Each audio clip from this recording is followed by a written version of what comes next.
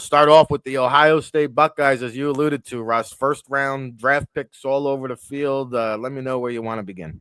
Well, firstly, it's really impressive when you think about the fact that Ohio State's going to have potentially Carnell Tate, receiver, first round, potentially Averill Reese, linebacker, first round, Caleb Downs, not just potentially, he's going in the first round, potentially Kenyatta Jackson if he comes out early. He's looked at as a day two, but he could squeak in to the first round, and so could the Igbinosun, the corner, because 6'2" corners that can run, they always go higher than you think.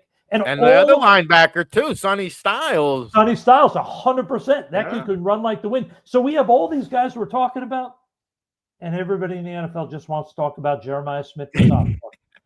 It reminds me a little bit of Ohio State again, back 20 years ago, when they had this right tackle named Corey Stringer, who was a senior. And everybody was excited at that. Rest in peace, no doubt. But everybody was excited entering his senior year. And then within 1 week of his senior year, all they were talking about was the true freshman at left tackle, Orlando Pace. And Stringer was like, yeah, he's okay. Yeah. Stringer went 16th in the draft, and people weren't even talking about him because Orlando Pace, as a true freshman, looked like the future Hall of Famer he ended up becoming. And that's what I think of when I look at Jeremiah Smith is he's literally all people have been talking about for 2 years now at Ohio State. And they are loaded with guys. Carnell Tate's a really good receiver. Big, 6'2" plus, 195 pounds.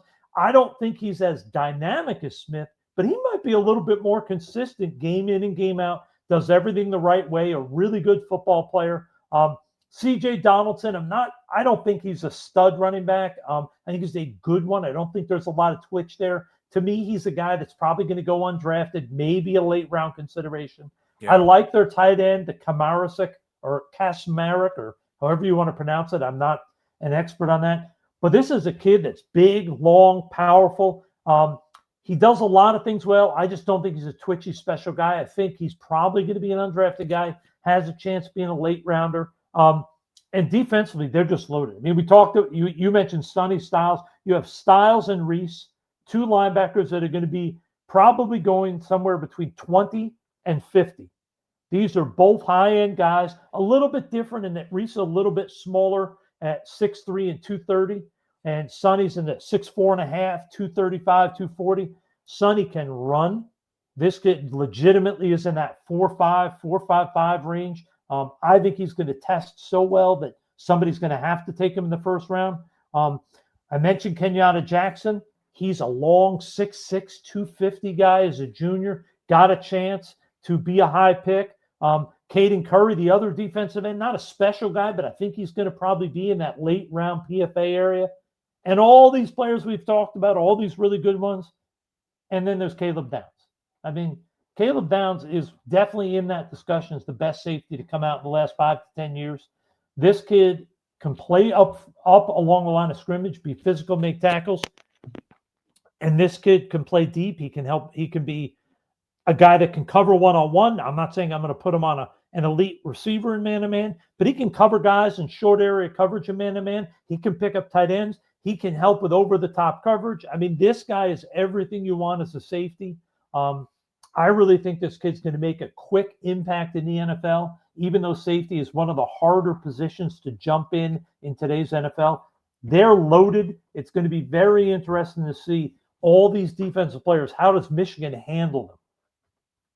Yeah, I mean, they've got first-round studs at every level of the defense, and I'll just follow up on some of the guys you mentioned because I think Reese, when it's all said and done, is going to be in contention for that number 1 overall pick, especially when you got the Titans and Giants right now locked in at number 1 and number 2.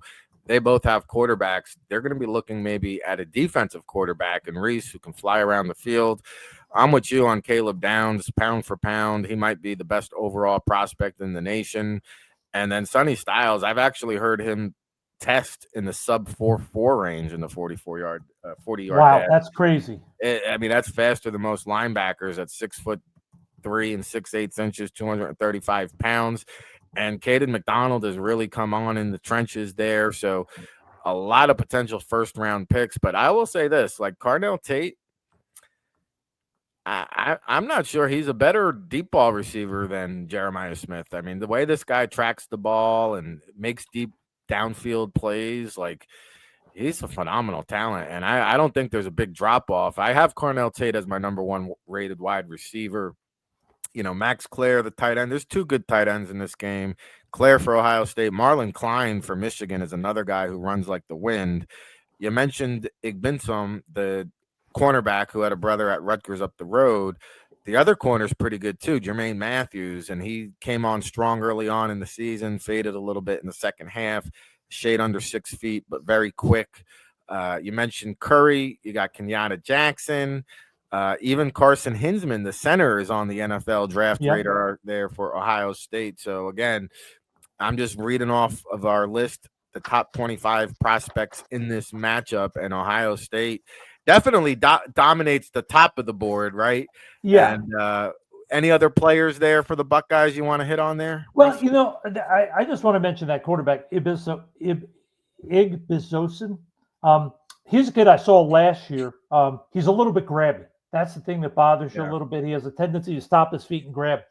But when I watched him last year, and I'm looking at this kid, his movement skills are really good for a tall corner. He's got loose hips. He can flip and change. He's got long arms, ball skills. I think this is a kid who, even if he doesn't get drafted as highly as I think he should, I think once he gets to the pros, I think he's going to really just take off. And it's not knocking Ohio State. It's just, we both know in college you get 20 hours. That's the total you can be in the building. This is a kid that, to me, needs that extra 2-3 hours a week being grinded by a position coach that he can't get in college because of the hour restriction. I think he's going to really flourish at the next level. They're going to put those kitchen gloves on his hands when he's in practice so he can't grab nobody, and he's going to learn how to box and use his hands without grabbing. And I think he will get better and better. No, I think he's a plug-and-play talent. It's going to be a smooth transition for him. And one other guy I'll mention who could declare is Austin Seyerveld, the redshirt sophomore offensive tackle who could dip his toes into the draft pool. So there's a look at the Ohio State Buckeye prospects. Again, All Access Football